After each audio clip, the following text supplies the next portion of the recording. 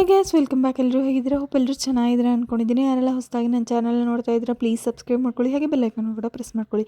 ಇವತ್ತು ನಿಮಗೆ ತುಂಬಾ ಯೂಸ್ಫುಲ್ ಆಗಿರೋ ವಿಷಯನ ನಾನು ಶೇರ್ ಮಾಡ್ಕೊತಾ ಇದ್ದೀನಿ. ಕಾಮನ್ ಆಗಿ ಎಲ್ಲ ತಂದೆ ತಾಯಿಗಳಿಗೆ ಒಂದು ದೊಡ್ಡ ಚಿಂತೆ ಏನು ಅಂತ ಹೇಳಿದ್ರೆ, ನಮ್ಮ ಮಕ್ಕಳು ನಮ್ಮ ಮಾತನ್ನ ಕೇಳ್ತಾ ಇಲ್ಲ, ಅಭ್ಯಾಸ ಸರಿಯಾಗಿ ಮಾಡೋದಿಲ್ಲ, ಶಿಸ್ತಿನಿಂದ ಇರೋದಿಲ್ಲ, ಹಠ ಮಾಡ್ತಿರ್ತಾರೆ. ಇನ್ನು ಮಕ್ಳೇನಾದ್ರೂ ಫೋನ್ ಇಟ್ಕೊಂಡ್ರೆ ಕೇಳೋದೇ ಬೇಡ, ಯಾವುದಕ್ಕೂ ಕೂಡ ತಿರುಗಿ ನೋಡೋದೇ ಇಲ್ಲ, ಸರಿಯಾಗಿ ಊಟ ಮಾಡಲ್ಲ, ನಿದ್ದೆ ಮಾಡಲ್ಲ, ಸ್ಟಡಿ ಕಡೆ ಗಮನ ಕೊಡೋದಿಲ್ಲ.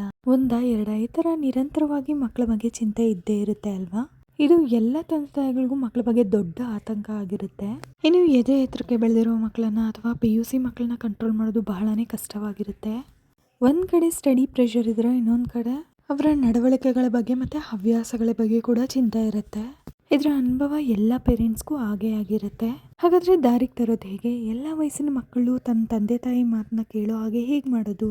ಇದಕ್ಕೆ ಪರಿಹಾರ ಇದೆಯಾ ಅಥವಾ ಪರಿಹಾರ ಇದ್ರೆ ಏನ್ ಮಾಡೋದು? ಬನ್ನಿ ತಿಳಿಸ್ಕೊಡ್ತಾ ಹೋಗ್ತೀನಿ. ನೀವು ಬುಧವಾರ ದಿನ ಬೆಳಗ್ಗೆ 5 ಗಂಟೆಯಿಂದ 7 ಗಂಟೆ ಒಳಗಡೆ, ಅಥವಾ ಮಧ್ಯಾಹ್ನ 11 ಗಂಟೆಯಿಂದ 12 ಗಂಟೆ ಒಳಗಡೆ, ಅಥವಾ ಸಂಜೆ 4 ಗಂಟೆಯಿಂದ 6 ಗಂಟೆ ಒಳಗಡೆ ಒಂದು ಸಣ್ಣ ಹಸಿರು ಬಟ್ಟೆನ ತಗೊಂಡು 23 ಹೆಸರುಗಳನ್ನ ತಗೋಬೇಕು. 2 ಅಂದ್ರೆ ಚಂದ್ರ, 3 ಅಂದ್ರೆ ಗುರುಗ್ರಹ, 2 ಮತ್ತು 3 ಸೇರಿದ್ರೆ 5 ಅಂದ್ರೆ ಬುಧ ಗ್ರಹ, ಇದೇ ವಿದ್ಯೆಗೆ ಅಧಿಪತಿ. ಹೆಸರುಕಾಳು ಅಂದ್ರೆ ಬುಧನಿಗೆ ತುಂಬಾ ಪ್ರಿಯ. ಹೆಸರುಕಾಳು ಹಸಿರಾಗಿರೋದ್ರಿಂದ ಅದು ಕೂಡ ಬುಧನ ಬಣ್ಣನೇ.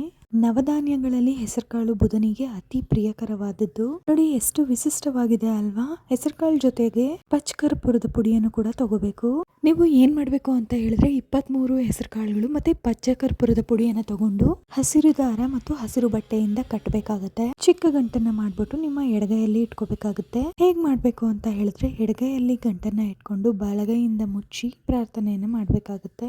ಭಗವಂತ, ನನ್ನ ಮಗ ಯಾವುದಕ್ಕೂ ನನ್ನ ಮಾತನ್ನ ಕೇಳ್ತಾ ಇಲ್ಲ, ಯಾವುದೇ ಕಾರ್ಯ ಆದ್ರೂ ಗಟ್ಟಿ ಮನ್ಸು ಮಾಡಿ ಅದನ್ನ ಮಾಡಕ್ಕೆ ಮುಂದೆನೆ ಬರ್ತಾ ಇಲ್ಲ, ಅವನಿಗೆ ವಿದ್ಯೆ ಹತ್ತುತ್ತಾ ಇಲ್ಲ, ಜ್ಞಾಪಕ ಶಕ್ತಿ ಇಲ್ಲ, ತುಂಬಾನೇ ತೊಂದರೆ ಆಗ್ತಿದೆ. ಹೀಗೆ ಅವನ ಬಗ್ಗೆ ಇರುವಂತ ಎಲ್ಲ ಕಂಪ್ಲೇಂಟ್ಗಳನ್ನು ಪ್ರಾರ್ಥನೆ ಮುಖಾಂತರ ಹೇಳ್ಬೇಕಾಗತ್ತೆ. ಓದು ಅಂದ್ರೆ ಓದೋದಿಲ್ಲ, ಆದ್ರೆ ಫೋನ್ ಕೈಗೆ ತಗೊಂಡ್ರೆ ಏನು ಕೂಡ ಮಾಡೋದಿಲ್ಲ. ಅದರಿಂದ ಅವನ ಮನಸ್ಸು ಅಭ್ಯಾಸದಿಂದ ಡೈವರ್ಟ್ ಆಗ್ತದೆ. ಹೀಗೆ ಎಲ್ಲವನ್ನು ಹೇಳ್ಕೊಳ್ಳಿ.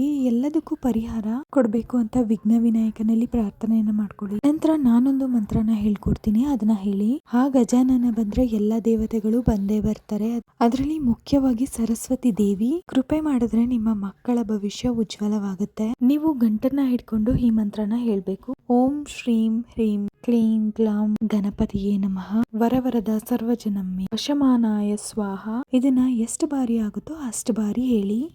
ಮತ್ತೊಂದ್ಸರಿ ಸರಿಯಾಗಿ ಕೇಳಿಸ್ಕೊಳ್ಳಿ. ಓಂ ಶ್ರೀಂ ಹ್ರೀಂ ಕ್ಲೀಂ ಗ್ಲಾಂ ಗಂ ಗಣಪತಿಯೇ ನಮಃ, ವರವರದ ಸರ್ವಜನಮ್ಮಿ ವಶಮಾನಾಯ ಸ್ವಾಹ. ಸೊ ಈ ಮಂತ್ರವನ್ನ ಆ ದೇವರಲ್ಲಿ ನಂಬಿಕೆ ಇಟ್ಟು ಪ್ರಾರ್ಥನೆಯನ್ನ ಮಾಡ್ಕೊಳ್ಳಿ. ಸಂಕಲ್ಪನ ಇಟ್ಕೊಂಡು ವಿಶ್ವಾಸವನ್ನ ಇಟ್ಟು ಆ ಗಣಪತಿಯಲ್ಲಿ ಪ್ರಾರ್ಥನೆಯನ್ನ ಮಾಡ್ಕೊಳ್ಳಿ. ಮಕ್ಕಳ ವಿದ್ಯಾಭ್ಯಾಸ ಚೆನ್ನಾಗಾಗ್ಲಿ, ಮತ್ತೆ ಅವರ ನಡವಳಿಕೆಯಲ್ಲಿ ಬದಲಾವಣೆಗಳಾಗಿ ಒಳ್ಳೆ ರೀತಿನಲ್ಲಿ ಹೋಗ್ಲಿ, ಒಳ್ಳೆ ನಡವಳಿಕೆಯನ್ನ ಇಟ್ಕೊಳ್ಳಿ ಅಂತ ಭಾವಿಸ್ತಾ ಪ್ರಾರ್ಥನೆಯನ್ನ ಮಾಡ್ಕೊಂಡು ನೋಡಿ, ಚಮತ್ಕಾರನೇ ನಡೆಯುತ್ತೆ. ಆ ಗಂಟನ್ನ ಸಂಕಲ್ಪ ಮಾಡಿ ನಿಮ್ಮ ಮಗ ಅಥವಾ ಮಗಳ ಸ್ಕೂಲ್ ಬ್ಯಾಗ್ ನಲ್ಲಿ ಇಟ್ಬಿಡಿ.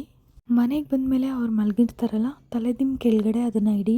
ಸದಾ ಆ ಗಂಟು ಅವರ ಹತ್ರ ಆಗಿರೋ ತರ ನೋಡ್ಕೊಳ್ಳಿ. ಆ ಗಂಟನ್ನ ಬೇಕಾದ್ರೆ ನೀವು 2 ಗಂಟೆನ ಮಾಡಿ, ತಿಂಗಳಿಗೊಂದ್ಸತಿ ಆ ಗಂಟನ್ನ ತಗೊಂಡು ಮಕ್ಕಳಿಗೆ ನಿವಾಳಿಸ್ಬಿಟ್ಟು ಯಾವ್ದಾದ್ರು ಮರದ ಕೆಳಗಡೆ ಅಥವಾ ಗಿಡದ ಹತ್ರ ಹಾಕಿ ಮತ್ತೆ ಅದೇ ತರದ ಗಂಟನ್ನ ಮಾಡಿಡಿ. ಆ ಗಣೇಶನ ಕೃಪೆ ಆಗುತ್ತೆ.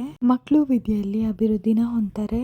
ಎಷ್ಟೋ ಜನ ಮಕ್ಕಳು ಇದರ ಲಾಭವನ್ನ ಪಡ್ಕೊಂಡಿದ್ದಾರೆ. ಇದು ತಂದೆ ತಾಯಿಗಳ ಕರ್ತವ್ಯ. ಮಕ್ಕಳ ಭವಿಷ್ಯಕ್ಕಾಗಿ ತಂದೆ ತಾಯಿಗಳು ಎಷ್ಟೆಲ್ಲ ಹಣ ಖರ್ಚು ಮಾಡ್ತಾರೆ. ಇದು ತುಂಬಾ ಸರಳವಾದಂತ ಉಪಾಯ. ಇದನ್ನ ಮಾಡಿ ಮಕ್ಕಳಿಗೆ ಲಾಭವನ್ನ ಪಡ್ಕೊಳ್ಳಿಕ್ಕೆ ಸಹಾಯ ಮಾಡಿ. ಒಂದ್ಸತಿ ನೀವು ಪ್ರಯತ್ನವನ್ನ ಮಾಡಿ ನೋಡಿ, ನೀವೇ ಅದರ ಬದಲಾವಣೆನ ನೋಡ್ತೀರಾ, ಹಾಗೆ ಕಮೆಂಟ್ ಕೂಡ ಮಾಡ್ತೀರಾ. ನಾನ್ ಮಾಡಿರುವಂತ ವಿಡಿಯೋದಲ್ಲಿ ನಿಮ್ಗೆ ಸ್ವಲ್ಪನಾದ್ರೂ ಯೂಸ್ಫುಲ್ ಆಗಿದೆ ಅಂತ ಅನ್ಸಿದ್ರೆ ನನ್ನ ಚಾನೆಲ್ನ ಸಬ್ಸ್ಕ್ರೈಬ್ ಮಾಡೋದನ್ನ ಮರಿಬೇಡಿ. ಇನ್ನಷ್ಟು ಇಂಟ್ರೆಸ್ಟಿಂಗ್ ಆಗದ ವಿಡಿಯೋಸ್ಗಾಗಿ ನನ್ನ ಚಾನೆಲ್ನ ಸಬ್ಸ್ಕ್ರೈಬ್ ಮಾಡೋದನ್ನ ಮರಿಬೇಡಿ. Thank you so much for watching.